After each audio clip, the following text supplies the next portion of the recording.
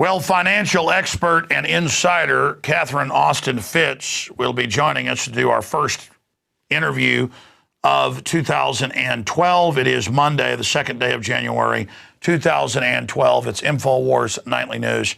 Thank you for joining us. We have grave tidings, obviously, for you this evening.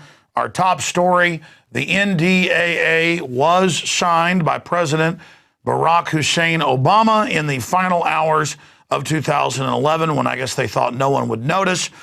And we understand why they wanted to hide this. They don't want public opposition to mount to what they are doing. They want to do their dirty little crimes in the dead of night in darkness. That's when evil is done. And our report has been at the top of Drudge the last few days, but other outlets are also reporting the same thing. Obama's signing statement on NDAA: I have the power to detain Americans, but I won't. And the ACLU points out the signing statement is not binding. It means nothing. And of course, it was Barack Obama, we now know, we're going to play a clip of that coming up in a few minutes, who demanded that the provision to indefinitely detain Americans be added and kept in there. Now, the question is, can you legalize tyranny? Can you legalize bringing slavery back? If, say, Italy, 2,000 years ago in Rome, slavery was legal for anybody. Most of the slaves were white. So they could say, hey, we did it before, precedent. We're going to go to, say, France and grab 10,000 people and bring them here and make them be our slaves. Could you legalize slavery? Could you legalize barbecuing children, as I've said many times, on the White House lawn? Could you legalize horrible things like animal cruelty or pedophilia? No, you cannot legalize it. There is an organic, universal right to say no to it. And the former land of the free, home of the brave that had the most due process, checks and balances, now is a leading light of darkness worldwide, or black sunshine, you could call it, to steal a line from White Zombie. That's what we're dealing with here, where they go further than North Korea on paper and say, we'll arrest citizens and have them disappear into a black hole forever. We will torture citizens. We want you to be afraid. You can be stripped of your citizenship as well and flown to some black site or secret site that our criminal government has set up all over the Middle East and Eastern Europe, including torture centers at Romanian closed down horse clubs. Remember, that came out in the Associated Press last year in 2011. This is legalizing horrors. Can you legalize torture? Can you legalize warrantless wiretapping? Every form of just hardcore oppression, the 200 proof stuff, is being thrown in our face right now. And so, of course, they lied and said, oh, don't worry, it doesn't affect citizens. And then it came out, it did affect citizens. Obama said, I'll veto it. And then it turned out behind the scenes he was pressuring people to support it. They do this because they're liars and because they don't want to admit what they're doing so that public opposition can mount. They want to have CNN and Fox News get up there and say, it's okay, it doesn't affect U.S. citizens, while it does. And they want to be able to have Obama go to his constituents and say, I'm against it, when he actually signed it. So it's like a hall of mirrors or something where you never know what's true or what isn't. And that's what they're looking for, is this fog of war where everybody is basically confused. But this is a real wake-up call for everyone, that tyranny is here in our republic, and the corrupt ruling class who created over $1,000 trillion in fake assets or derivatives, the big mega banks that have taken over our government and financed both political parties, now know that we're waking up. And so they're trying to at least put it on paper that, yeah, we'll spy on you without warrants. Yeah, we'll set up domestic checkpoints. Yeah, we'll federalize your local police. Yeah, we'll build FEMA camps. We'll go ahead and activate them. And we're going to start censoring the internet. Yeah, the SOPA Act really does do that. And yes, we're going to secretly arrest Americans whenever we want and disappear you into another region. That's being done on multiple fronts to intimidate and scare people that are awake and involved. And it's being done because the power structure is afraid. The power structure is scared and is trying to protect themselves from a public that they've robbed and abused. So here's the different reports. Obama signing statement on NDAA. I have the power to detain Americans, but I won't. There's a chilling photo, by the way, above that of Newt Gingrich. You know, you talk about Newt Gingrich being a globalist, Newt Gingrich being for carbon taxes and all the rest of it. Look at that photograph of him. That really captures the essence of Newt Gingrich. But again, if you go to our article, it has his signing statement where he says that he won't implement the secret arrest and disappearance of U.S. citizens. But again, he still signed the law. He didn't bring in a line item veto, which he doesn't technically have, but which he basically had by threatening a general veto. He, I'll say it again, demanded that the legislation be put in there. Let's go ahead and go to this clip of Senator Carl Levin when he was getting blamed for all this. And he does deserve some of the blame. I mean, you can't have these two ping-ponging it back and forth, like pass the hand grenade and saying, well, Obama wants it, well, Carl Levin wants it. But the point is, he didn't want to get the blame, so he came out and said, look, it's Obama that wants this, and that's since been confirmed. Here it is. And I'm wondering whether the senator is familiar with the fact that the language which precluded the application of Section 1031 to American citizens was in the bill that we originally approved in the Armed Services Committee, and the administration asked us to remove the language which says that U.S. citizens and lawful residents would not be subject to this section. Is the senator familiar with the fact that it was the administration that asked us to remove the very language which we had in the bill which passed the committee, and that we removed it at the request of the administration that would have said that this determination would not apply to U.S. citizens and lawful residents? I'm just wondering, is the senator familiar with the fact that it was the administration which asked us to remove the very language, the absence of which is now objected to by the senator from Illinois? I'm familiar now because the senator from Michigan has shared that fact with me. Now, I know here on the Nightly News, I've probably played that clip 5 times in the last month. We played it on the radio. It's admitted. The ACLU's done an analysis. Ron Paul has done it. Major legal law firms and think tanks have looked at it. The senators that wrote it admit it's for U.S. citizens. But for a month, we had to have debates about whether it affected citizens or not. Now, why did they do that? To kill opposition. Again, why did Obama say that he was going to veto the bill? So that people thought, well, let's not oppose it. He's just going to veto it anyways. The whole time he was the one demanding it be in there. That is, his handlers were. That's how these political people work. That's how their deception operates. That's how they get this stuff done. In fact, coming up in a minute, we've got the headline where they announced, oh, they pulled the bestiality section out of the NDAA, saying the troops can basically bring barn animals, into the bases. And then Senator Cornyn, when he got criticized for passing that out of Texas, he came out and said, well, we've stripped it, but they had the House add it back in. That's going to come up. Well, here it is. Bestiality and sodomy repeal stripped from NDAA. Then if you scroll down, they've got a link to the government track site, and they've got the letter from Cornyn saying he had it stripped, but he knew full well and voted later to accept it when the bill came back from the House.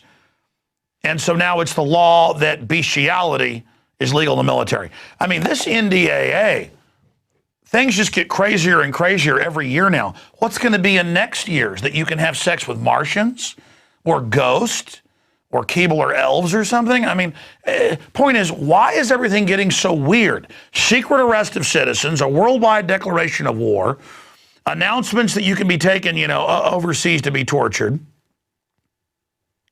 It's crazy. It's crazy. And it's the end of Posse Comitatus. Do those of us that were right about the fact that Posse Comitatus is being eroded in this nation so that the military can be on the streets of America? Do we get an apology now? This is all coming true? No. Hundreds of publications, CBS News, NBC News, ABC News, New York Times, every day I see articles saying Alex Jones and Ron Paul are insane. They're worried about military on the streets of America. But at the end of the day, I want to state this. They want to keep this stuff secret because they know it's outrageous and they don't want to be publicly rebuked for it. They want to just implement the law, quietly find cops and military that'll follow unconstitutional orders, and they don't want us there the whole time pointing out it's illegal and wrong. Again, it's illegal to pass a law saying black people aren't humans again and are slaves. And it's illegal to say we're all slaves and have no due process or rights and can disappear into a torture camp. So again, this is all a fraud, and tyrants always try to create legalese to rationalize what they're doing. But as a human being, I have a right to say no to it and to decry it. So they're not strong. They're doing this because they're weak and they're scared of the public waking up to them. And because they want to have it on paper that they can start using the military and hitmen and contractors against the American people. Remember, Obama said and has been using these new powers he declared for himself to kill U.S. citizens he claims are connected to terrorists. Well, don't you want to capture them then if they have such great intel? Don't you want to give them a trial so we can actually hear the facts? No, they just say they're terrorists, so they don't deserve rights, and now they're saying the American people are terrorists. And they signed this thing on New Year's evening because they're embarrassed of it, showing that they don't want opposition to start being basically ratcheted up against this. Now, I have another report here because this legislation says they can secretly arrest, torture, or kill citizens, but following an older piece of legislation in the previous defense authorization for enemy combatants, they say, we won't secretly arrest or kill or torture citizens, but the Secretary of Defense or the President can strip you extrajudicially of your citizenship, and then you disappear to a black site, a torture camp overseas. In places like Egypt and Romania, these sites have been exposed. So now on top of it, they've introduced another bill, H.R. 3166, Enemy Expatriation Act. But notice it says that if your speech supports the hostilities, if what you're doing and saying, and we've seen attorney generals say that if you criticize a war, you're aiding terrorists, that citizens don't have a right to be against a war, you could be disappeared into a black hole. So they're trying that as well. But in the final equation here, what all of these tyrants that have helped steal trillions of dollars and helped centralize the economy and bankrupt things, what you need to know is that you have a 9% approval rating, Congress. 9% and dropping, the lowest it's ever been. Both parties are universally decried. And all the so-called liberals I know have been out for years buying firearms and are waking up to liberty. What the system needs to know is that the people are voting with their dollars and buying record amounts of firearms as their response to this tyranny. And they're even telling different groups that call and do surveys, why are you buying guns? They're telling them because we're worried about a corrupt government. We're worried about a collapse. We don't trust the government. But I'm going to get back to that article in a minute. I want to briefly just finish up with the NDAA with some more clips. You just saw Senator Levin saying the White House demanded this. That's why we added this in there. You can go to the legislative record and see that as well. We don't just take Levin's word for it. Then we have some of these other clips. We'll just play the clips and then come back and comment on them. And to those American citizens thinking about helping al-Qaeda, please know what will come your way. Death, detention, prosecution. And when they say, I want my lawyer, you tell them, shut up. Your time is Don't get a expired. lawyer. You're an enemy combatant, and we're going to talk to you about why you joined al-Qaeda. But you read the legislation, it's for the American people, and they admit it is. So it's this idea of al-Qaeda.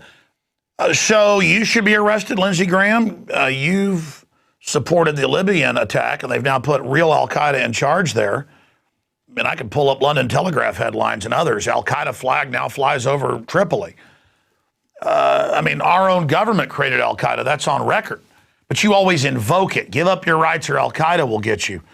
Let's go ahead and go to the next clip. James Madison, the father of the Constitution, warned, "The means of defense against foreign danger historically have become instruments of tyranny at home." Abraham Lincoln had similar thoughts, saying, "America will never be destroyed from the outside. If we falter and lose our freedoms, it will be because we destroyed ourselves." My well-intentioned colleagues' admonitions in defending provisions of this defense bill, yes, their legislation would arm the military with the authority to detain indefinitely, without due process or trial, people suspected of an association with terrorism. These would include American citizens apprehended on American soil. I want to repeat that. We are talking about people who are merely suspected of terrorism or suspected of committing a crime and have been judged by no court. We are talking about American citizens that could be taken from the United States and sent to a camp at Guantanamo Bay and held indefinite detention. A suspect. We're not talking about someone who has been tried and found guilty. We're talking about someone suspected of activities. But some of the things that make you suspicious of terrorism are having food, having more than 7 days of food, missing fingers on your hand, having ammunition, having weatherproofed ammunition, having several guns at your house. Is that enough? Are you willing to sacrifice your freedom for liberty? I would argue that we should strike these detainee provisions from this bill because we are giving up our liberty. We are giving up the constitutional right to have due process before we're sent to a prison. This is very... Isn't that a breath of fresh air? That's what the media says is radical. I tell you, the apple doesn't fall far from the tree there. That's Rand Paul, who I know behind the scenes. I know people that work with him. He's the real deal. He's just like his dad. And they demonize the daylights out of him. They demonize his dad. They twist everything he said or done against him. When the entire corrupt system is attacking somebody, you know they're good. If you're sick of this system, if you're sick of all this corruption, support Ron Paul. Now, we've also got the clip of Lieberman, just incredibly creepy, where he's talking about, we don't want you to know what the torture is. We want you to be scared. I mean, that's terrorism right there. We don't want anybody to know you've been arrested, and we don't want anybody to know what our interrogation methods are because we want you to be scared. When a member of Al-Qaeda or a similar associated terrorist group is captured, I want that person to be terrified about what's going to happen to them in American custody. I want them not to know what's going to happen. I want the terror that they inflict on others to be felt by them as a result of the uncertainty of not knowing that they can look on the internet and find exactly what our interrogators are going to be limited to. The law of the land is that if you choose to help Al-Qaeda, you've committed an act of war against your fellow citizens, and you can be held as an enemy combatant for an indeterminate period of time so we can gather intelligence about what you may have done or about what you know about the enemy. Can you think of anything more creepy than these corrupt senators that have helped the foreign banks gut this country and sent all our jobs overseas, who use this national security state to operate in secrecy, and now they want to start arresting us and dragging us off in the night, and no one knows where we went? Can you imagine the abuses that are going to come from this? I mean, it doesn't get any more textbook than this. And by the way, Rand Paul showed his intelligence earlier when he was mentioning the missing fingers, things like that. We've broken the news, been sent the manuals where they tell tattoo artists, gun shops, fertilizer places, you name it. If a farmer comes in and has burns on their hands, go ahead and call the police on them. Or if they tell work people, telephone repair people, you name it, that go in your house, realtors, that if they see guns, go ahead and call Homeland Security on you. I mean, what's next? If you see a ham sandwich in somebody's refrigerator, call the cops on them. It's this idea that the general public is bad and government is good, when government is now run and hijacked by these criminal interests. It is mind-blowing to see this happen. Last night, I watched the film Equilibrium with Christian Bale when I was jogging on the treadmill, and I woke up at in the middle of the night, freaked out by it, because this was only made like a decade ago, and the whole movie is telescreens on the wall saying watch your neighbors, and government trying to force drug the public, and black uniforms. And I'm like, this is exactly what the system's doing. It's like they've watched some cheesy B dystopic science fiction movie and said, this is a good plan, let's go with this. The only thing we've got left is the Second Amendment and the First Amendment, which the American people are still exercising openly, which is good. And between those two prongs, that pincer attack, if we boldly stand up and tell the truth with our First Amendment, we can avert using the Second Amendment. Now, here's the numbers. A record 1.5 plus million instant FBI checks. And on average, they did a survey, the average person was buying 2.1 guns. Now, again, instant FBI checks are only from federal firearms dealers. It's estimated that around 30% more guns are sold from individuals to other hands. There's 400 million guns in this country. So you double 2.1 guns sold, you're talking about 3 million plus guns sold with 1.5 million background checks. 3 million guns sold in December alone, on top of the 400 million guns in this country of new manufacture. This is an armed camp, and I think that's beautiful, because nothing equalizes the good guy versus the bad guy like guns. You take Mexico. Great people, a lot of courage, total slaves. Because the military and the government has the guns and the citizens are totally barred from owning firearms. So only the criminals and the gangs and the government are armed. The answer here is arming more people as an equalizer. And I saw a national survey last week of why these gun sales were so high. And the average person said government collapse, civil unrest, and they went on to say, we don't trust the government. So what does that say to the system? The people are arming against the government, just as the founding fathers said we should do. People are finally figuring out what the liberty teeth are for, as George Washington called them. Now, I'm not calling for some violent confrontation. We need to reach out to the military and police, who, by the way, are good people on average and are waking up. But what message is that to the pushers of the NDAA and the rest of them? What message is that to you that the people are doing this? This is not going to be like Germany or Russia or China, where people were not armed. This is not going to go well for you. And you may think you're going to be able to finagle some civil war and sit offshore while this happens and get away with it. When we get America back, globalists, you're going to be brought to justice. And if you make us go through some horrible civil war and some giant war crime operation where your people commit war crimes, you're going to be doubly brought to justice. Back off now. Abandon your eugenics program. Abandon your New World Order. Because you can look at the facts. You can listen to Brzezinski a year and a half ago in 2010 tell you at your own CFR you're going to lose. Your whole New World Order plan was based on us being in the dark. You're not going to be able to get away with this when we have your whole playbook. And we know what order the plays are going to be played in. Checkmate. You might be able to kill some of us individually, but you're not going to kill this idea of freedom. You're not going to get away with this. You're in check. If you continue to move in the direction you're going, you're checkmate. I don't want all of these horrible things to happen that are clearly going to unfold for anybody that can study geopolitical movements if this continues down this road. I'm not saying bring it on, let's have a big war. I'm way past tough guy point. I'm way past being macho and saying let's have a fight. There are alternatives to fighting. And I know a lot of you in the power structure are very concerned, and you've read the tea leaves. You realize you're not going to win this. Who would want to win it anyways? the nightmare world that the worst of you that run the elite system have determined for the rest of you is a foregone conclusion?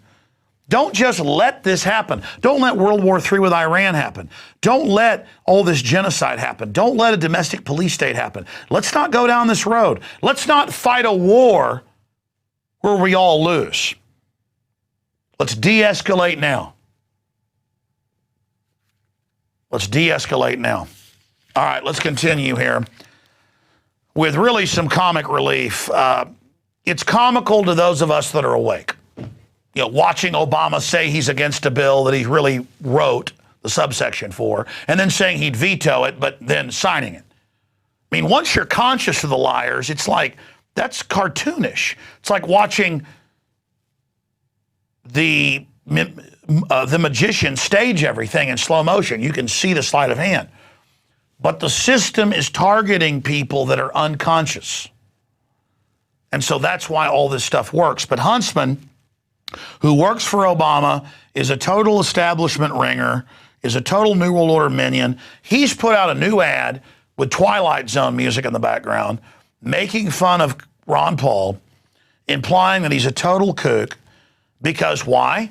Ron Paul quotes George Herbert Walker Bush calling for a New World Order and quotes the fact that Skull and Bones in their own documents wants a New World Order, as if you are idiots and don't know that they've announced a New World Order in Europe run by the banks and a Goldman Sachs dictatorship. So we're going to go ahead and play the ad, and then I'm going to come back and decipher it here. They also show a clip of Ron Paul saying that Hamas was set up by Israel. Israel admits that, but the system is acting like he's a kook for admitting that the sky is blue or that grass is green.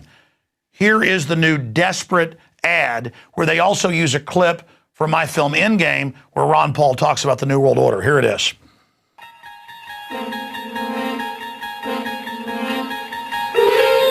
The assumption is that this guy is like your crazy uncle, but you never expected your crazy uncle to get this far. The problem with him is that he's got some very sound points, but then he's kind of, I don't know, in other areas scary. All I can say is, back it up to when Ron Paul comes. Again, this is just too much. I've got to analyze each piece of this.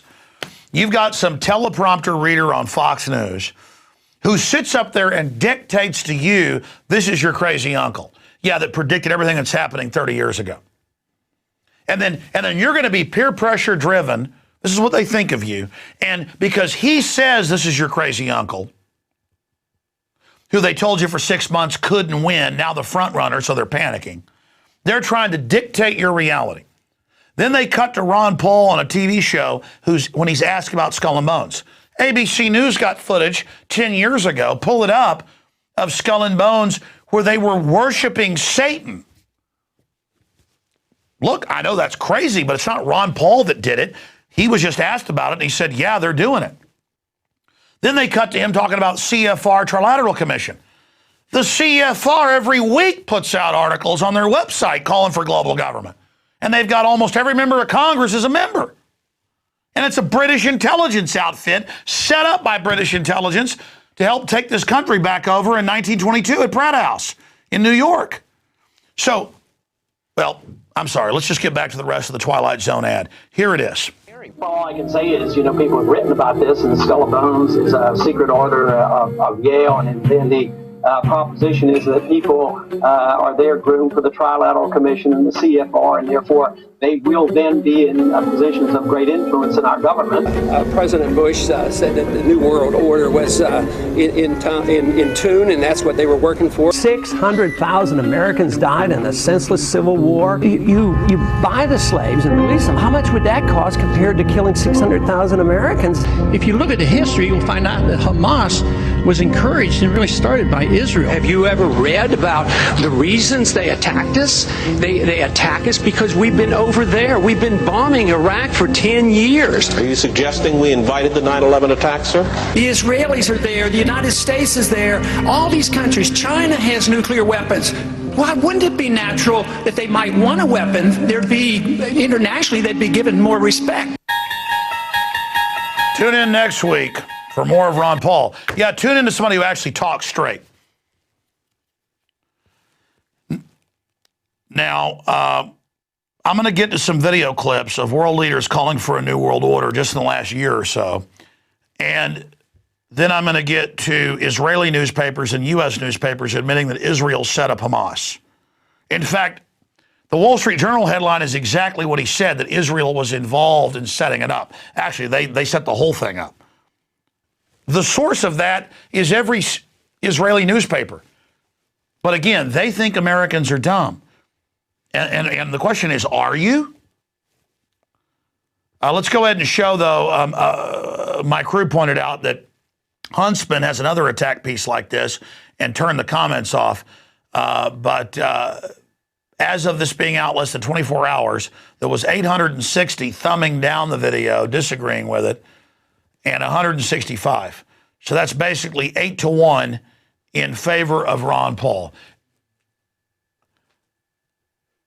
And then dude just popped in my ear and said that means YouTube's going to put it at the top. Yeah, right.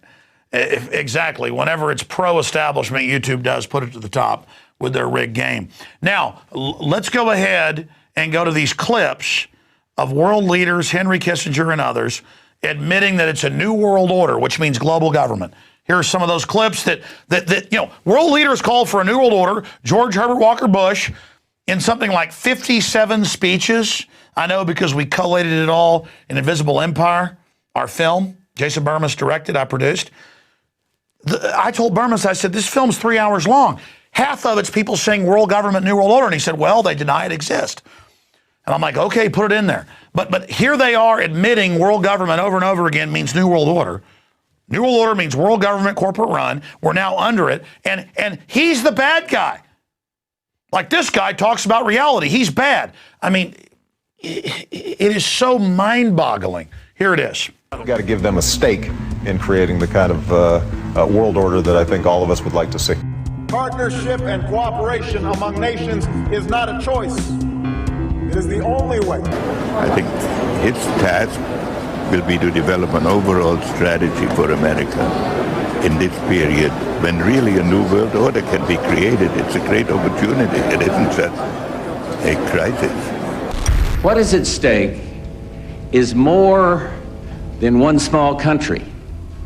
It is a big idea, a new world order, where diverse nations are drawn together in common cause to achieve the universal aspirations of mankind. Now we can see a new world coming into view, a world in which there is the very real prospect of a new world order.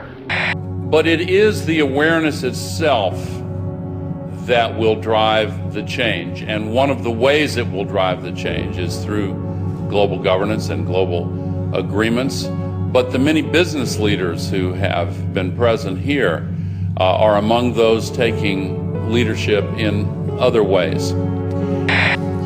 Yet these problems can be overcome by a joint effort in and between our countries. 2009 is also the first year of global governance with the establishment of the G20 in the middle of the financial crisis.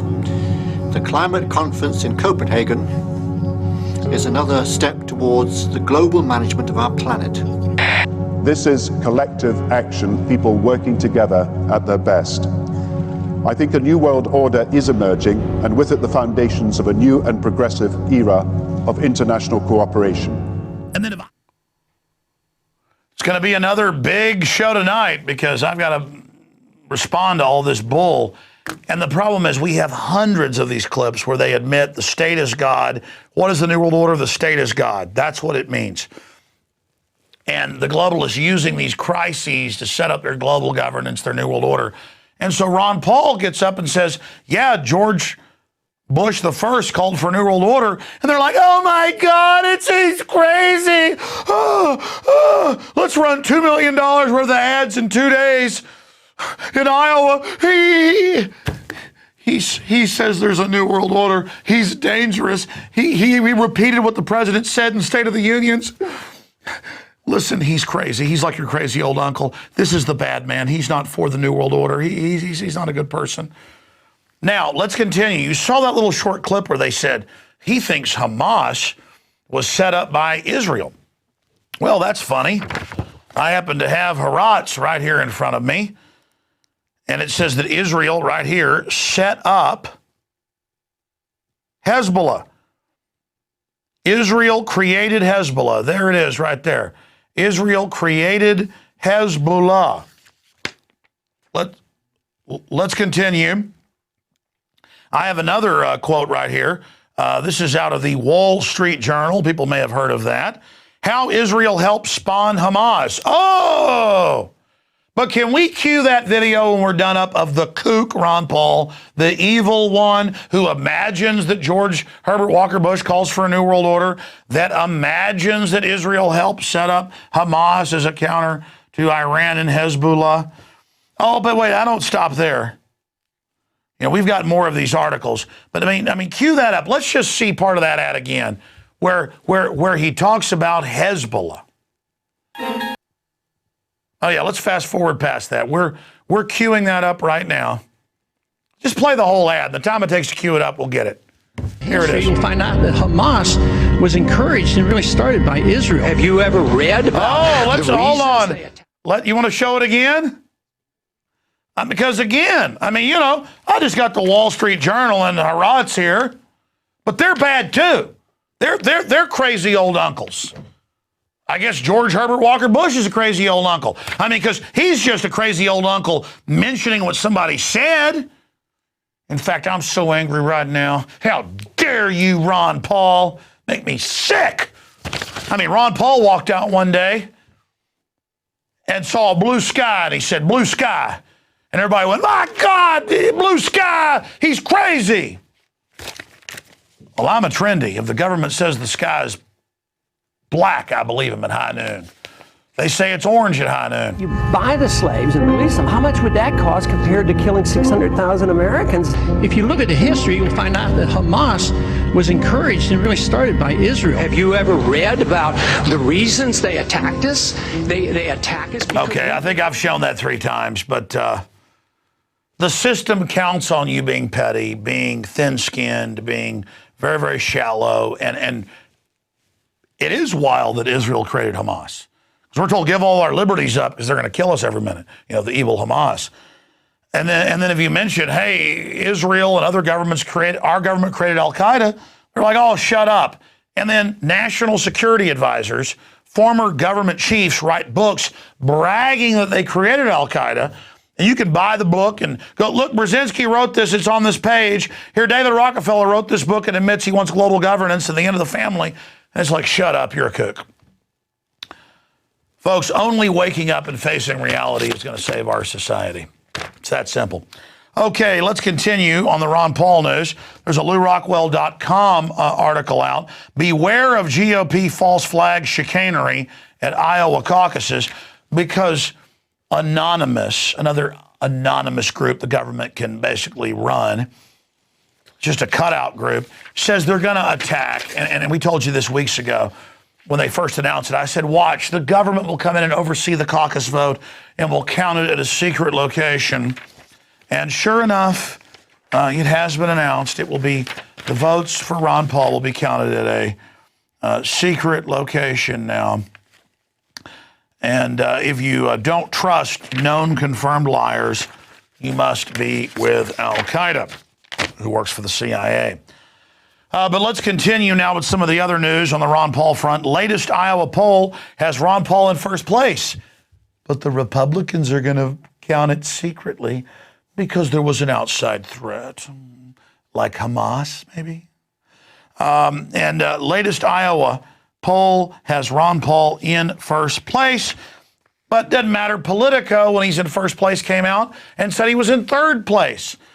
And they waited till the media, the controlled whore media, all ran with Ron Paul plunging before they corrected it and said, sorry, he's in second or first, depending on how you look at it. And they just said, forget that whole situation. That's at Infowars.com. Politico botches poll results to downgrade Ron Paul. Kind of like people botch bank robberies when they get away with the money. It's all accidental, of course. But here's another one. U.S. civilians are now helping decide who to kill with drones. This is all part of people 10,000 miles away, zit-face, hot pocket eating tech heads now get to kill whole wedding parties to kill one, quote, terrorist who never got a trial. And so they're getting humans completely out of the military. It's all just going to be drones killing people at a distance, including American citizens. The absolute, total, and complete cowardice of it all. Now we're going to go to Ron Paul's final ad before the Iowa caucus.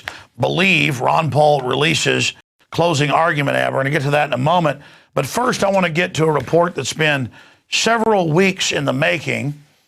And that, of course, is the terrorism death stats. Because I know it's fun, like a campfire story, to sit around and have granddad when you're 7 tell you about the boogeyman while you're roasting hot dogs. But the boogeyman isn't really real. Governments killing people, though, are. That's the real monsters. I understand it's fun to get into fearing the Muslims and getting all scared and everything, while the government leaves the borders wide open and ships Muslims in faster than you can, say supercalifragilisticexpialidocious. But I thought we would just compile some basic numbers here so that those of you that get all upset and tribally worried and are willing to give up all your rights and have your children secretly arrested and gang raped at Abu Ghraib to keep you safe from Al-Qaeda that our government created and Israel created Hamas. I understand it's still scary, though. It's fun to get scared. I thought we'd actually go over some terrorism statistics from the United States and some other countries. There is a report here broken down by different scientific journals that we'll put on screen that terrorism in the United States from 1970 to 2007, that's Scientific American, were 3,292 deaths. That's a 1 in 3.5 million chance in the actuary over those decades. But your whole way of life, your Bill of Rights, your Constitution, killed because the Al-Qaeda Easter Bunny might get you. So there it is. You got a better chance per year being killed by champagne corks popping, we're going to go over those numbers, or wild dogs, or a bolt of lightning, or dying in the swimming pool, or electrocuting yourself. More people were killed each year by flying champagne corks than bites from poisonous spiders. One of nearly 24 champagne accidents, fatalities a year, more than a third occurred at weddings. Well, the obvious thing is ban weddings or have pot-bellied people there in blue outfits that grab your child's genitals and have sex with your bride on the cake because, or maybe rob everybody's bags like the TSA does because, again, the Al-Qaeda is so scary. Again, government's got to protect you from every threat out there. So let's go through leading causes of death annually versus terrorism. Tobacco, 430,700 annual deaths, or 1 in 726. All accidents in the U.S. in 2007, 119,000, or 1 in 2,500. So all accidents is a 1 in 2,500 chance from 310 million people. Terrorism, 1 in 3.5 million.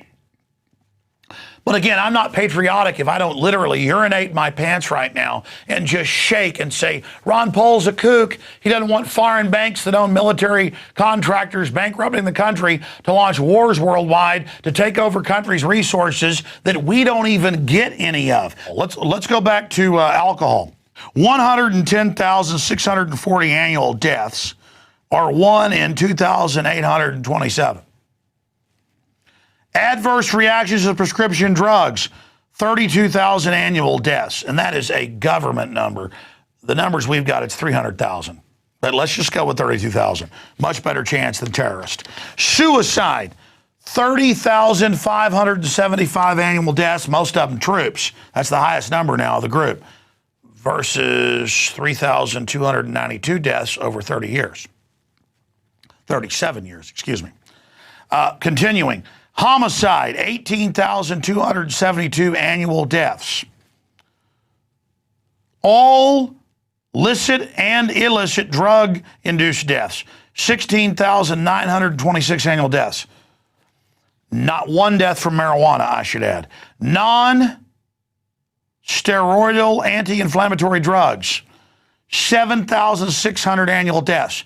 I know of several parents whose children died from bad interactions from over-the-counter drugs. Do they have people there sticking their hands down your pants at Walgreens, keep you safe? No, they don't. That's about prisoner training. Now, let's look at some terrorism numbers. In Iraq, a hotbed of sectarian violence that they call terrorism, from 03 to 08, 113,616, or 1 in 1,150. Terrorism in Northern Ireland, from 1970 to 2007, Scientific American, 1,758, or 1 in 43,000. Terrorism in the United Kingdom from 70 to 07, 2,196, or 1 in 1,100,000. Terrorism in the United States, already mentioned this, from 1970 to 07, 3,292, 1 in 3.5 million. Terrorism in Canada kills 1 in 3.8 million. Terrorism Great Britain, 1 in 5.2 million. Now let's look at some of the animal numbers here. Animals. Shark killed 1 person. We got to have TSA out there on little rafts keeping everybody safe and sticking their hands down the bathing beauty's pants. Hippo in Africa killed 100 to 150 annual deaths. Well, got to ban those. Got to have guys in blue uniforms out there keeping you safe. Elephants, 300 annual casualties. Tiger and lion, 800 annual casualties. They're going to ban tigers in India. Unnatural deaths. Coconut allergy, or coconuts falling and hitting you in the head. Combined number, 150 per year on average. Cut all coconut trees down, have men in blue uniforms, sticking hands down pants. That'll keep you safe. Champagne cork, 24 annual deaths on average in the U.S. Vending machines, we've got a graphic of that.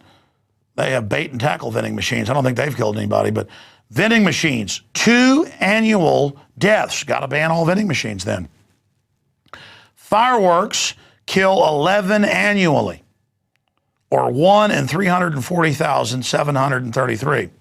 Sources, scientificamerican.com, cancer.org, Florida Museum of Natural History, about.com, and a bunch of others. Centers for Disease Control. Yeah, there's the deadly shark. I mean, hell, if sharks kill about 6 people worldwide every year, ban swimming. In large swaths of Florida now, they ban swimming for months because a shark might bite your foot. I mean, this nanny state excuse that they've got to take over your life and take all your liberties and take all your freedoms to keep you safe, it is a crock of unmitigated bull. Now listen, the truth isn't pretty, it's ugly. And I'm in here teleprompter free. I told the guys, I said, listen, it's first of the year here, second day of the new year. Let's just do a 30-minute show. We got another interview coming up with Catherine Austin Fitts after the break. I'm totally exhausted, but I've just done basically an hour here tonight to break down the facts. I hope you'll appreciate this information and get it out to everybody you know, because the truth will set us free. The people perish for lack of knowledge. I've only covered the top 1 or 2% of the news we had today. It's that big. Reality is that huge. Don't believe everything I say, but research what I say and find out it's far worse than I could even relay to you. Reality is so much more complex than what is regurgitated on the big 4 networks every night with the same news story in the same order with the same sponsors. That simplistic centralization is there to sell you tyranny and slavery.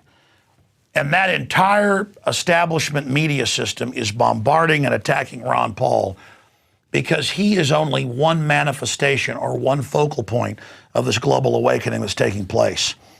Here's the new campaign ad. We've got it at Infowars.com if you want to get it out to folks. Believe. Ron Paul releases closing argument ad. Watch Paul's final message before voting begins. All right, here's the Ron Paul ad. We'll be right back with Catherine Austin Fitts. America is in trouble. Washington is a disgrace. Government has become too big. It's overtaxing, overspending. We need to change direction. We really need change. We can't afford to make the same mistakes we've made in the past. Mitt Romney's reputation as a flip-flopper. He went the other way when he got paid to go the other way. There is need for economic stimulus. It's about serial hypocrisy. This election is about trust. There's been one true consistent candidate, and that's Dr. Ron Paul. Ron Paul has been so consistent from the very beginning. He seems like a more honest candidate. He tells the truth about what he believes, whether you like it or not. He's never once voted for a tax increase, never once voted for an unbalanced budget. Ron Paul's plan is bold, cuts 5 departments. It's what we need. When he says he's going to cut $1 trillion in the first year, I believe it. If you don't like how things are going and you're tired of politicians, he's something different. Ron Paul. Ron Paul. Ron Paul. Ron Paul is the one we've been looking for. I'm Ron Paul, and I approve this message. If you believe in this information and want to support its viral spread, go to the InfoWars store at InfoWars.com. We've got the new G.I. Joe InfoWars t-shirts. We've got the incredible ProPure gravity-fed filters available at InfoWars.com in the store. We've got a new DVD, Scientists Under Attack, the Don't Tread on Me flag. We've got all sorts of different bumper stickers to help spread the rebellion virally. It's all there, wristbands, citizen rule books in every order. Order online at Infowars.com today. The water filters, the canteens, it's all there. Infowars.com. It was between 1972 and 73, but it was still a lot of prejudice around this area. My wife was sick and I was trying to get some attention for her. Nobody came to check. They just left her there. Well, I believe I was left there because of the difference, me being black and her being white. And every time I would say something to the head nurse, she would get pretty upset. And then she finally called the Freeport Police Department, said I was harassing her. And I mean, I didn't know anything to do. Well, then Ron Paul come to my rescue. He just stepped in and went to work with my wife. And after he seen her, I'd say no more than 10 minutes later, she had a stillborn boy child. And he said, as far as the bill, he would take care of everything, which he did. I never got a bill from the hospital or anything. And he was a doctor of medicine, and that's what he was doing, was practicing medicine, and it didn't matter who and what and why. He was doing it because he think of one human being just as much as another one. He's just an honest man, and that's something we need now in this day and time. It's a lot of politics and no honesty. When you have honesty, well, people will try to do anything to blot you out. And that's what they will try to do to him, is blot him out, because he will be honest. And they need more like him.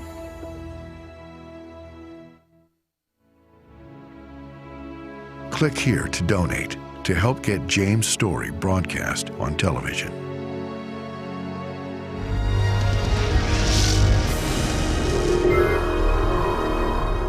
Welcome back. It's the first show of the new year here on January 2nd, 2012. I'm your host, Alex Jones. We are now joined by just an amazing analyst, Catherine Austin Fitts. She's a very successful investment advisor, managing member of Solari Investment Advisory Services and C Lane Advisory LLC. She's a successful entrepreneur, president of Hamilton Securities Group, investment bank and finance software developer.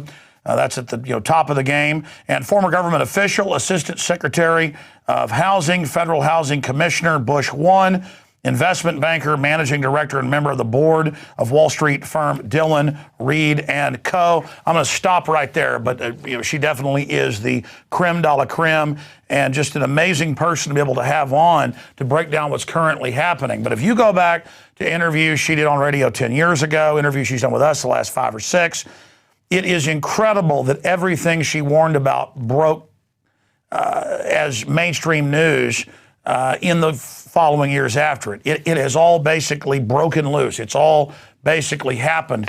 And so I wanted to recap what this New World Order is, who's behind it briefly, and then give us her view into the future of what she thinks is going to unfold. And we'll talk to her about the NDAA, the situation with Iran, and so much more. And of course, her website will be up on screen at Solari.com, Solari.com. Catherine, wonderful to have you with us. Alex, Happy New Year. It's great to be back. We're in the crazy 2012. I mean, off the top of your head, what do you think of 2012? What do you think is coming up this year? Actually, I'm kind of an optimist for 2012. You know, it's in one sense we have things getting crazier and weirder because the beast is coming out of the closet. But the good news is the beast is coming out of the closet and people can start to see it and take action. So for me, I feel very good about 2012 because we're going to start to deal with the problems that we have been, keeping under the ground for a very long time. Define that beast, because there's a lot of new viewers, and then let's get into what you see that beast doing in the future. Well, we've had a group of people centralizing the economy, and they've been able to stay a little bit hidden because we bubbled the economy. And now that the bubble is over and we're kind of in the debt trap, things have to be faced. So, in fact, for the last 500 years, we've been in an economic model, which I call the central banking warfare model. It was coined by James Turk. And the central banks print money, and then the military makes sure everybody takes the money and uses the money while they access cheap natural resources. And so that model can't continue. It has to change. And you have a small group of people centralizing the economy who have a plan for how it's going to change. We're starting to see the outlines of that plan. Most of us don't like that plan. We believe in freedom for the individual and the protection of individual and property rights. And so, appalled as we are, we're now starting to act to make that change. And I think what I'm seeing all over the world, and I know you are because you're really at the hub, is a much greater consciousness of people saying, wait a minute, we don't like this. What's the plan? What's our plan? So I think there needs to be a global conversation about what's going on. And from that will emerge ideas of something that is both decentralizing and wealth producing. So, and we're just in the middle of that birth, or we're just at the beginning of that birth. And I, for one, welcome the conversation. Well, Catherine, you brought up both of the first questions I was basically going to ask you. And that is, I am seeing the awakening that was already turbocharged exploding. And with the signing of the National Defense Authorization Act, people are really waking up and apologizing to myself and others now and really starting to click. So people are really coming out of that trance. Yeah. And you mentioned that. I want you to expand on that. But also, the monster is out of the closet. Why is it so out of the closet now? Why would Lindsey Graham and others in the Senate say, you bet it's for citizens and we want to scare you? And he looked like he was on drugs or something. I mean, they really are going crazy in front of everybody. Well, I think let's break it up. You have different groups. You have the people who are in charge. And of course, my biggest question is who's really in charge and why are they behaving this way? But, one of the things that happens when you centralize, Alex, is that once you finish centralizing, there's a whole bureaucracy in the middle you don't need anymore. And I think one of the things we're seeing from things like the National Defense Authorization Act provisions this year is, all the guys up and down in the middle in a highly centralized system are terribly, terribly insecure.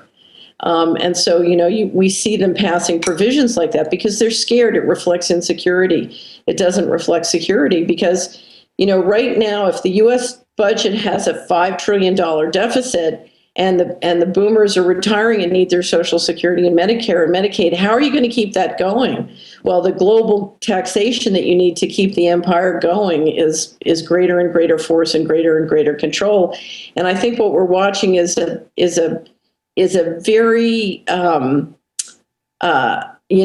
an empire which is very spread and is a very uncomfortable position to be in those middle positions. And so it's an insecure empire, and I think it's one you kind of want to, it's fine to comment on it, but you don't want to get in a tussle with it. No. In fact, before we did this show tonight, I shot a special report that's going to be out tomorrow where that's my central point is they're afraid is why they did the NDAA. That's why they said, yeah, we'll lock up citizens.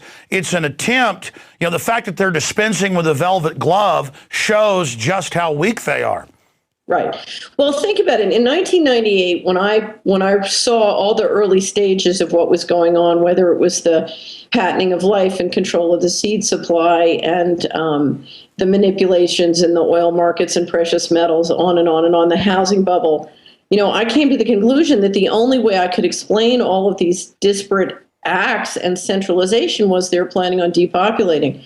And I always tell the story of a wonderful portfolio strategist from London who flew in to see me and said, can I meet you in the woods? And he said to me, the only thing I can conclude is they're planning on significant depopulation. I can't explain these different things. And I said, well, that's very interesting because that's the only thing I can come up with. But at that point, I came to the realization that I had to be prepared to live, through a period where, in fact, that might be happening. And I think one of the reasons they're afraid is as people begin to realize what they're doing with the food supply, with water, with chemtrails, whatever, and you come to that realization, you can get pretty ornery. And I remember when the swine flu, vaccine came out, that's when I decided, okay, I'm drawing the line. That's when the guns come out. And, this is a country that's highly armed and highly ornery. So you can see why being a manager who's basically implementing policies that depopulate, why you would feel very insecure against the general population right now. Well, you are always right at the zeitgeist. That's what I covered before you came on with us tonight. Record gun sales, probably around 300 million. They're not sure. There was 1.5 plus million in the month of December instant checks. That's only part of gun sales is through the regular system. And they estimate that the average person bought 2.1 guns. That's 3 million plus guns bought in 1 month. All the so-called liberals I know now realize the government isn't their friend, run by mega corporations. They've all been buying guns. And I'm not saying that's the answer to everything, but at an instinctive level, the people are arming to the teeth. Because they had a survey out last week. They were saying, why are you buying guns? And the most common answer was imminent collapse, social unrest, and the government's criminal. So it's really a bunch of desperate Ceausescu types like Romania up there saying, fine, we'll just arrest you all. But if they actually try to march the military and police off against the people, that's not going to go too well. Well, in fact, and I don't, the one of the few groups I'm not afraid of right now is the military, because, one of my questions is if things keep going the way they're going, or do we run the risk of a military coup, not because the military are being bad guys, but because the system is so irresponsible? Well, I know we've had the last 2 Joint Chiefs of Staff chairmen refuse to attack Iran. So now they've put Dempsey in, who sounds like he's has a mental problem or is a mental deficient. I'm not trying to be mean. Right. No. But it's funny because if you look at who in the United States is a true believer in the Constitution, a lot of that loyalty to the Constitution is within the military. So we're in a funny situation where the civil leadership is not committed to the Constitution, but a lot of the people in the military are. And of course, the military, the funny thing about the military, Alex, is they have to deliver. And when the political leadership spreads them this thin, that's a nerve-wracking position to be in, because you're responsible for the whole thing. And make no mistake about it, you bring down the dollar fast overnight and you can crash the whole globe.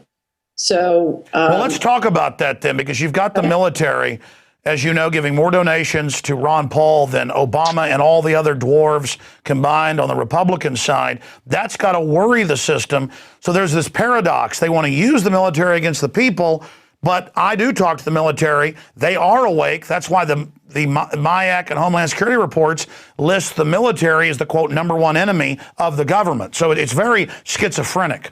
It's a very unusual thing to talk about the military and the people being aligned.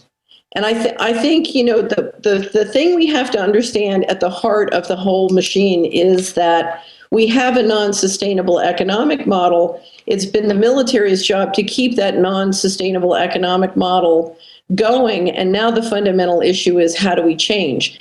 And the reality is we've been centralizing in a way that destroys wealth. Now what we've got to do is we've got to build wealth. And the way to do that is to do it in a decentralizing way. And the challenge that the leadership has is, how do you keep the old cash flows pumping along while people figure out the new? And what I'd love to do, Alex, is I'd like to talk about some of the really positive developments that happened in 2011, which I think are important for people to pick up on. Yeah, I want to do that, and then I want to look forward to, because you mentioned, the ruling elite obviously wanting to cut off resources, post-industrial world, not to create a sustainable one, but just to totally basically get rid of much of the human labor because they don't need us anymore, because they have machines and things. And then, how you see those two things colliding. But yeah, let's talk about some of the positive things that happened in 2011. Have you done any coverage of the maker movement? No, tell me about it.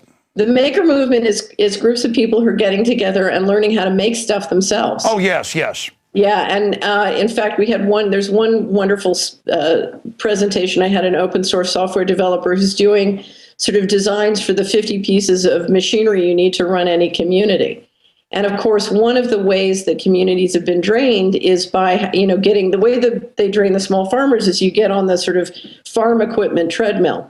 And the more we can make and do our own machines, it's very positive. These are things that young kids can learn to do. There's no reason why, somebody, in 7th and 8th grade can't learn how to make mom's toaster. So to me, the maker movement is very exciting. The emphasis on fresh food and growing your own food is just exploding. Oh, sure. You're talking about getting back to the land, true local sustainability movement. Absolutely. And people learning how to machine again, and a big movement to build, firearms. Well, the big thing we have needed for 2 decades now is to, right now what we're doing is we're destroying small business. What we need to do is build small business. And so one of the things I am very hopeful of is more and more people see the beasts as they are. They start to say, okay, how can I start to circulate more capital locally? So I think the shift to bank locally has been very positive. But the next step then is, how do we build local equity markets? Don't send our money to Wall Street and beg for it to come back. Let's start to circulate it locally, and let's start to support the small businesses where we are, because that's how we're going to create new jobs. And one of the things we've seen is the beginning. You're starting to see the word introduced into the lexicon of, it's called advanced manufacturing. And believe it or not, with some of the developments and things like 3D printing, we could see a lot of manufacturing come back on shore. Now, it's going to be not labor intensive, but there's no reason that small manufacturers throughout America can't start to compete with much, much bigger companies. So robotics and advanced manufacturing can make a tremendous difference in the U.S. economy over the next 20 years. Now, just backing up what you're saying, this isn't just some fad or pie in the sky hype you're talking about. There is a giant movement towards organic farming, a giant movement towards organic milk, a giant move towards local communities, as people really figure out how fun it is to buy local, how to produce huge communities where I live, especially the middle class and upper middle class, but also working class folks are getting into this. But and to prove that that's so central and is actually where it's at, the system, as you know, is coming in, targeting Amish, organic milk producers, small manufacturers. The system is threatened by buying locally and being self-sufficient. Why is this centralizing system so threatened by it? Well, I think there are a couple reasons. First of all, Alex, agriculture, the cash flows related to the production and distribution of food is an enormous part of any economy.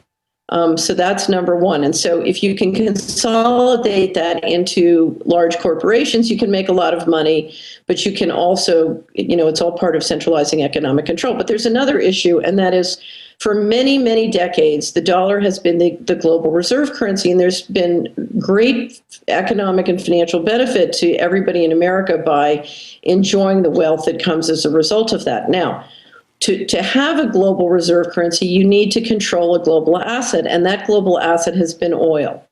And I think one of the reasons you're seeing such a move to control the seed supply, to patent life, to control the food supply, is because if we're going to have a new global currency, we need a different asset than oil, particularly because energy technology, we know that energy technology exists that can replace fossil fuels. So if that energy technology is going to see the light of day or practical application, then you need something else to replace the bolstering. And that's why they want to go to GMO.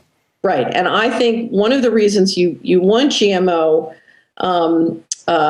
put aside, there may be some sort of geophysical weather issues, but I think that's the source of total control and total financial control, and oil doesn't do it. And so I suspect it's eating food. Now, if you look at what that does in terms of centralizing the economy, it's devastating. So many small farms have been put out of business in this country, not because they're not economic or productive, because in fact, technology, Alex, should decentralize, not centralize the way it's been used. It's because of the food safety rules. And that's why this Christmas, every year we have a donation from Solari to a sort of worthy cause. Our donation was from the Consumer to Farm Legal Defense Fund, because at the heart of freedom, there are a couple of legal issues which are at the heart of freedom, and one of them is absolutely defending the right of farmers and consumers to get together and eat whatever food they want. Sure, there's an all-out assault against lemonade stands, Amish farmers, people selling tomatoes on the side of the road, as you know, because it is right there at the heart.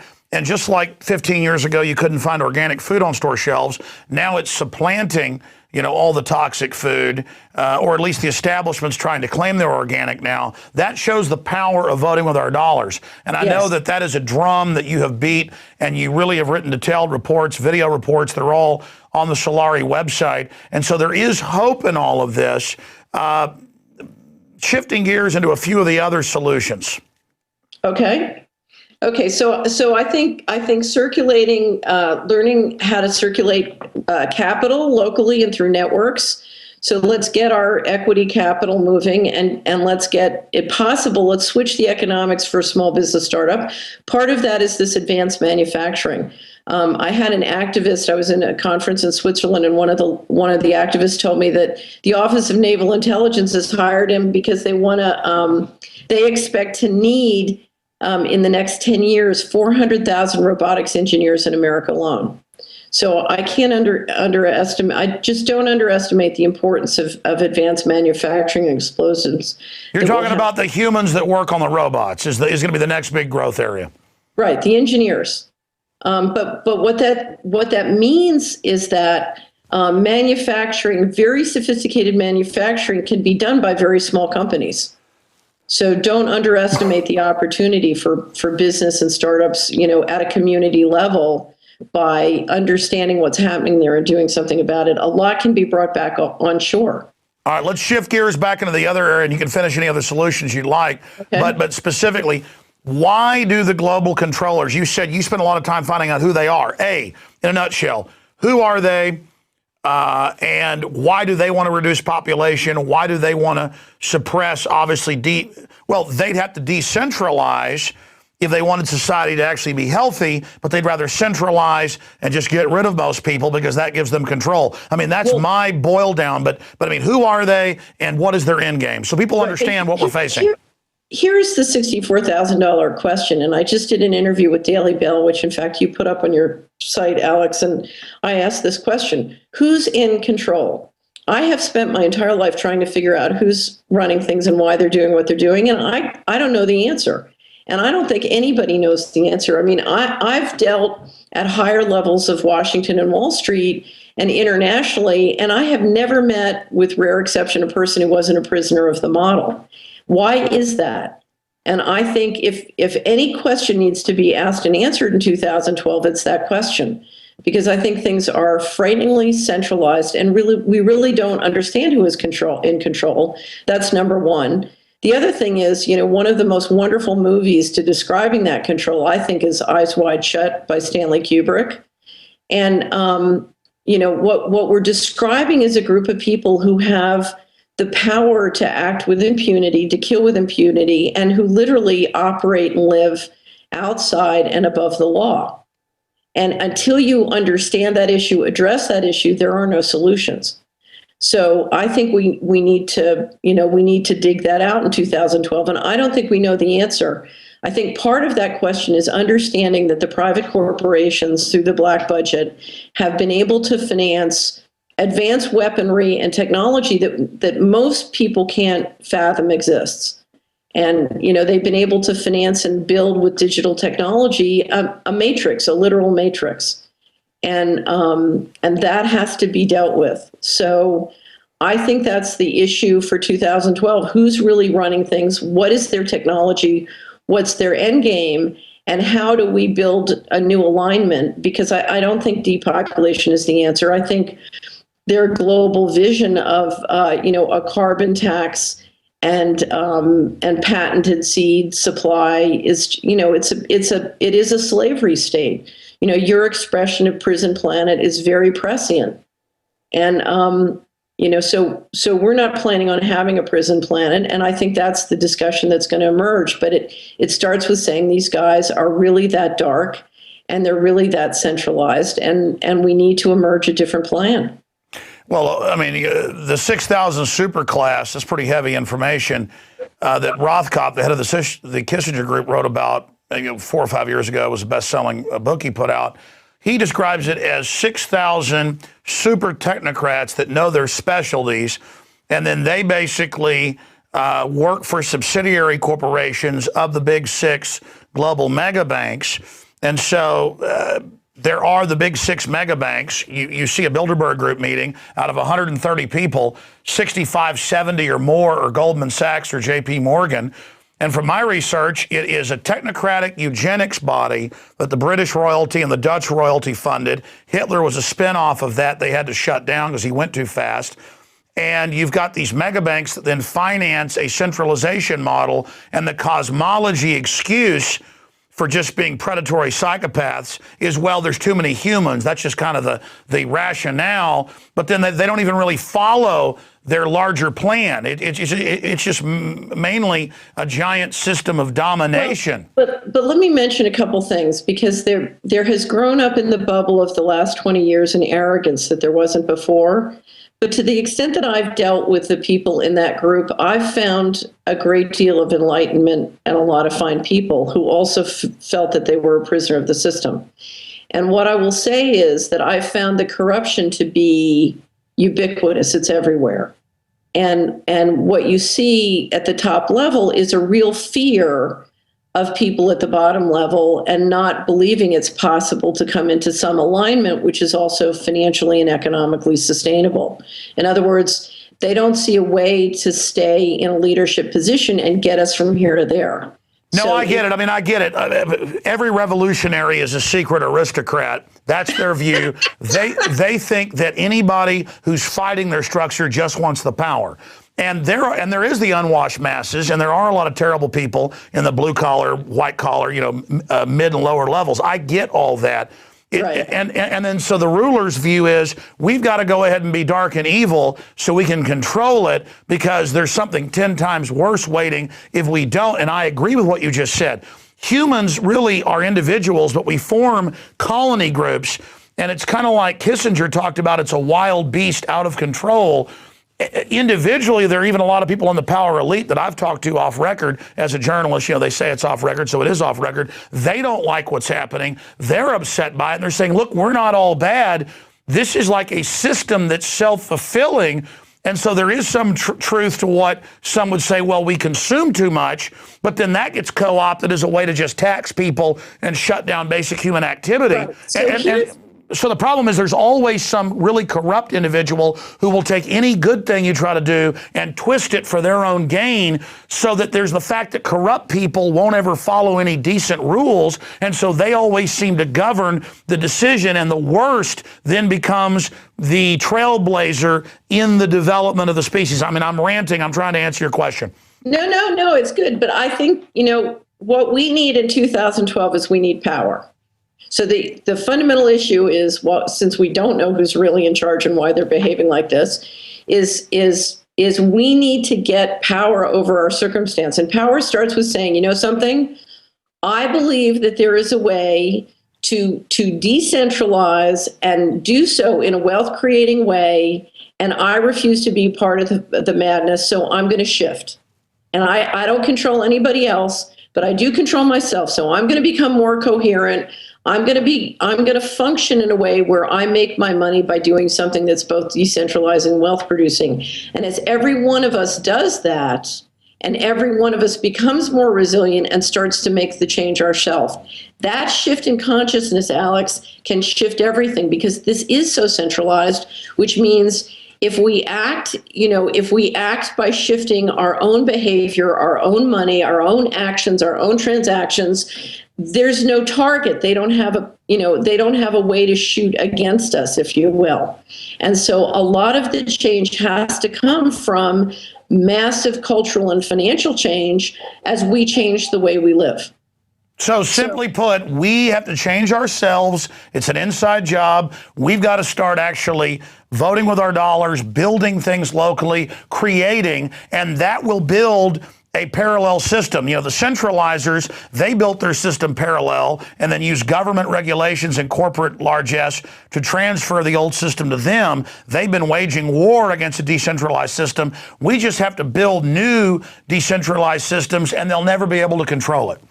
They'll never be able to control it. If we, part of it is taking actions among ourselves.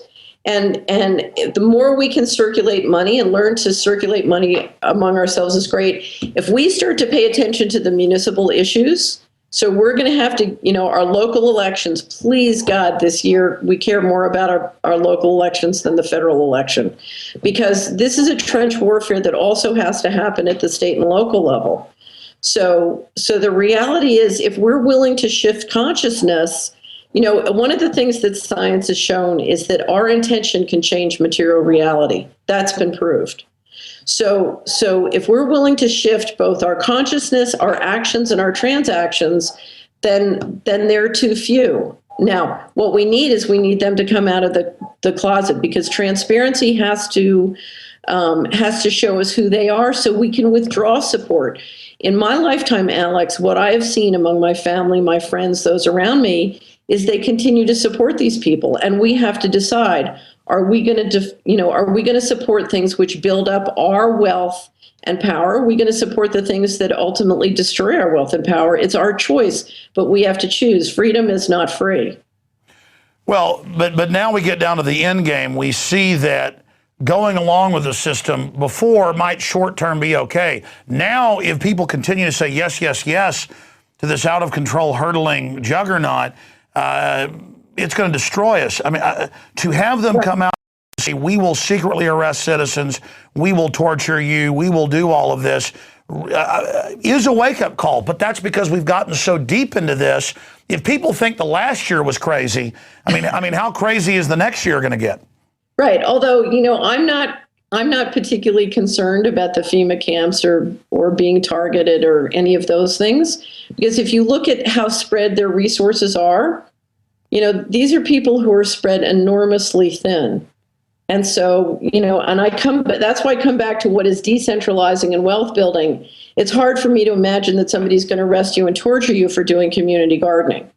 So I think what they're afraid of is real, riots and violence. So I don't think that capacity, I think that capacity is to put the fear of God in people, not because they have... I agree with you. They admit the camps as they roll them out will be during collapse for all the homeless to stay in. And then, oh, by the way, there's a stockade for troublemakers. That's in the Emergency Centers Establishment Act, exactly what we had surmised. Exactly. They're not going to just say, we're coming to get you in our black uniforms. It's going to be, oh, we're here to help you. The Army's here because things are collapsing. In Illinois, in Louisiana, they have government state reps calling for troops as a way to save the public. Let the system in. I totally agree with you that that's how the system is basically going to approach this. But they knew that as they imploded the economy, it would start causing the civil unrest. So, yeah, they're afraid of it at the middle level, but the dark, more sophisticated groups that are organizing all of this, they know full well. Take the IMF World Bank documents that Stiglitz, when he quit, suddenly got released, 2002. It talks about the IMF riot, how once they implode economy, that's only phase one. They want the riots to further destroy confidence. They let the public burn themselves out over 6 months. Then they come in as the saviors, the bankers do, and buy it up for pennies on the dollar. Well, let's look at how the money works, Alex. If you look at what technology can do to increase productivity, and if you look at what markets could do to unleash just productive behavior in this country, for the last 50 years, the politics has been, let's pay people off with government money so they'll go along with doing things that are not productive. Okay.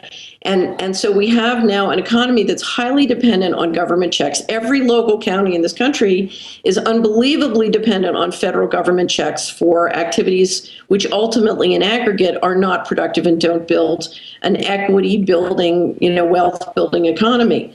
Now, if instead you said, look, we're going to run things based on productivity and we're going to integrate technology and, something, we're going to stop doing all the things that are destroying technology. So, productivity. If you look at the things that are making my life difficult or your life difficult as a successful entrepreneur, from chemtrails being sprayed over our heads to unbelievably complex tax and regulations, et cetera, et cetera.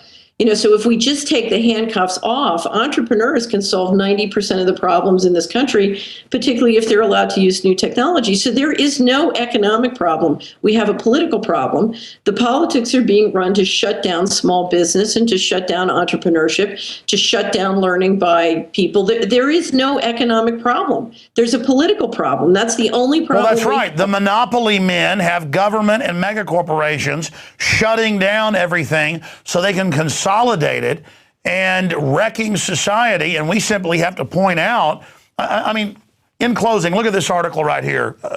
It says, reviving the world economy. Stand back, I'm a central banker. And it shows a patient on the table, so I guess a famous Rembrandt, but now he's got defibrillators, and of course it's the joke on the people looking at it is it's a dead body. But he says, stand back, I'm a central banker. But you read the article, they imply the mega bankers are the ones that are going to fix this and that Larry Summers is going to fix it when they're the ones that got rid of Glass-Steagall. They're right. The Ponzi scheme operators who want to get everybody in debt to the stuff that they produced out of nothing. And now the whole world is held hostage, signed on to their garbage. But here they are in their own publications selling themselves as the savior. And so it's a propaganda war. We've got the truth. They've got the lies. But it isn't working anymore. Earlier I played a clip of Huntsman putting on an ad making fun of Ron Paul, mentioning that George Herbert Walker Bush called for a new world order. There is a new world order. They can't just ridicule us anymore. It isn't working anymore, Catherine. It's called the break it, fix it. I break it and then I fix it. Then I'm the hero. Yeah. Right. So I agree it's not working, but the first step to real solutions, Alex, is when a broad group of and it's not activists who get it, it's the people on the line. Make no mistake about it, the people who run this country are the people who get the trains out, the people who keep the pipelines going. It's the people who do the day-to-day business of operations in this country. They're on the line. The reasons the unions had such a powerful impact is they changed the rules of what was going to go down on the line. And what has happened in the last year is the people on the line who really run things day to day, the engineers, the doctors, the lawyers, the baker, candlestick maker. People, right. Those people have started to realize this is perverted and nuts and we need to do something. And that consciousness, when the people on the line decide, hey, wait a minute. I was in Tennessee once and the head of the Tennessee Firearms pointed out that the number of gun permits had just passed the number of people who were the voting population. So we're talking about a change of consciousness on the line, which is very, those people are very quiet and very, they're just dealing day to day, taking care of their kids, taking care of their job. When they decide to change things, they have unbelievable power, and that's what we're going to see go into impact in 2012. I agree, and here's what I hope in closing. I pray that great, firearms are wonderful. I'm all about the Second Amendment. I'm all about defending ourselves if it comes down to that. But I'd rather not just sit back with the guns and the ammo as like our emotional salve. And, you know, that, well, if it ever comes to it, you know, I'm ready to go down a blaze of glory. As you said, I'd rather put the effort out now to create new industry, new media, new farming, new communications, new cultures based on liberty that will be so exciting and sexy compared to the automaton New World Order Borg that everybody joins us. And we're seeing that right now with Ron Paul. We're seeing that across the board that really we are on the right track, and that's why the system is panicking. But in closing, I want your comment on that. What message should that send to the establishment that this isn't intimidating people, Lindsey Graham and you know, people like Senator McCain and Senator Lieberman shooting their mouths off about, yeah, we'll torture citizens and snickering like old warlocks on the Senate floor. That is the people I know. It's not scaring them. It's waking them up, and they're out there buying firearms. And so I don't think, like Ceausescu in Romania, I don't think these old wicked men understand that they're only pissing people off, Catherine. Well, here's the problem. They're sort of one-trick ponies, and they keep playing their Lone Ranger trick, and it won't work. But there are younger people inside, and they're seeing the positive things go on, and let's hope they can find ways of aligning and supporting them, whether it's the maker movement or whether it's crowdfunding or whether it's, there's a lot of positive things going on. And so it's going to be trench warfare, Alex. It's going to be fought out by getting the proper sheriff. It's going to be fought out at the municipality. We're going to have to get into the courts. This is trench warfare. Well, you're right. And there's an 8.2% turnout in local county elections nationwide. And Travis, no. Yeah, 8.2. And nationally, it varies, but it's normally about 55% turnout in the presidential because they make it sexy, they push it, because it's always been controlled. Now with Ron Paul, they're going crazy because there's an actual... So let me give you a suggestion. If you want to shut down the New World Order, it's very easy to do. 3,100 counties shut down the drug business, the illegal drug business, and the mortgage fraud. You know, that's the source of a lot of their financing. You shut that down, it's a whole new day. I agree. You decriminalize drugs. You know, as you said, all of this. But I mean, my point is, if we just shifted and got 55% to get politically involved locally, then we would take things back. People complain in Austin that we have these kind of neoliberal fascists running things, but 8%, we have the 8% are voting. What do you expect? You've got to get involved, but not just vote, you've got to run for office. Yeah, but here's what I find, Alex, because they have the ability to kill and bribe with impunity. I mean, we just gave them $12 trillion. So what I've seen at the local level is most people can be bought off relatively cheaply or scared. And I think that's why I think this shift of consciousness is so important, because it's going to have to be a group effort. It can't just be one guy trying to get involved and getting picked off. We're going to have to way to go about the local effort without getting picked off and bribed and tricked. Because the dirtiest game I've seen so far in this country is not the guys at the top. It's the local New World Order representatives enforcing, I totally agree with you. And of course, not just bribed or bought off or threatened, tricked is the key. They'll give somebody some little petty position that's a rubber stamp, and the average person isn't sophisticated enough to know that. Yeah, well. So for example, if we can stop smart meters, that's another one. Stop smart meters, because, once they have a surveillance device on every home, the politics are going to change. And, that's another point. The average person doesn't know. They really do track everything you do. It really is a surveillance system. Yep. That's the core. One of the core competitive edges of the guys who are centralizing is they have incredible intelligence on all of us that we pay for. So we pay for all of their intelligence and database tools on tracking us and using that information to advantage themselves against us. And they have us, as you said, pay for it in the price of the cell phone, the power bill. It's always built as a Trojan in the device. Just like when you use Google, you think, oh, I'm getting information. No, they're getting information on you. Well, I suspect one of the reasons they're worried, that the provision is in the Defense Authorization Act is as this consciousness continues, Alex, how are they going to get people to continue to pay their taxes? Because if the government is operating significantly outside the law and we're coming into tax season on April 15th and people are really hurting, that's going to be a dicey one. One of the things I would love to see on April 15th is everybody just file an extension and say, we're angry. Let's see how the election goes. We're filing an extension. And that way it's an extension, but it's 6 months, nothing's paid.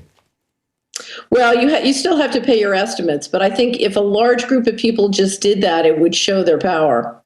It would certainly send a message. Well, look, they must be getting desperate. Now they admit, we want to censor the internet with the SOPA bill. It's wild. Catherine Austin Fitts, what's the best website for people to visit? Solari.com/blog is my blog. I post every day, and we're basically focused on what can help you build personal and financial wealth. All right.